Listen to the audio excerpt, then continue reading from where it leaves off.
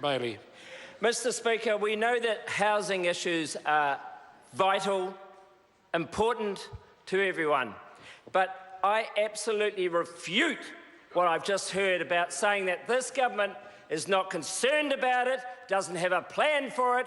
Sir, it is, I think, drivel to actually say that. In fact, I'll go a step further and say it's piffle, Mr Speaker.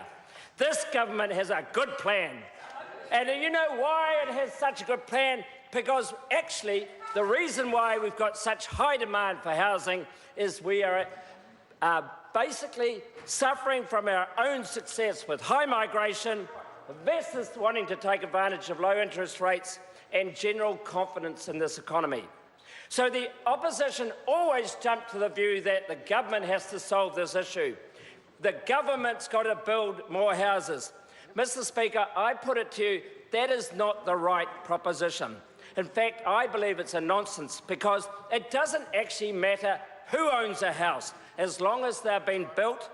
And secondly, it doesn't take into account that it's the private sector that's driving most of the house builders. At the moment, the big companies only account for about 24–25% of all new houses in New Zealand. The government only accounts for 1%, although I do note, Mr Speaker, that this year Housing New Zealand will spend $1 billion on new houses. But the other factor is most of the houses, nearly 3/4 of all the houses built in New Zealand, are built by private business, 1, 2, 3 people businesses, and they are the people that are driving the growth, and they are the people we've got to look after. So what are we doing about increasing supply, Mr Speaker? First of all, we're forcing councils to make sure they make available sufficient land. And I welcome the pronouncement by the Minister of Housing to make sure that the councils make a proper estimation of the available land available for development. Also, we are making use of Crown land that is sitting vacant. And thirdly, we've established over 200 special housing areas, and I note approximately 154 of those in Auckland. So what that's all leading to is a lot more supply. And Mr Speaker, if you were good enough to come and join me in my electorate, you would know, as Mr Clark knows, because he grew up in Beachlands, I have got a problem with new houses development going on in Beachlands, Maraetai. Currently, 9,500 people live in Beachlands, Maraetai, as you may recall, Mr Clark.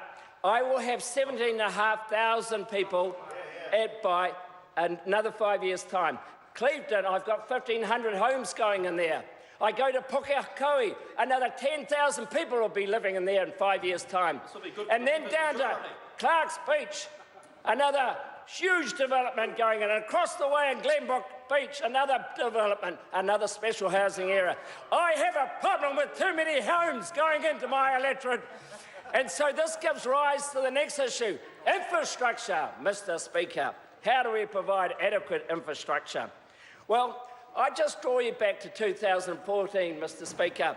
In 2014, we changed the Local Government Act to allow local authorities to enter into proper agreements with their developers to help construct infrastructure and to finance it. But also that $1 billion plan, that big plan that was announced by the Prime Minister in the weekend, $1 billion to help councils to put in place faster tracks to build more infrastructure. I think these are great.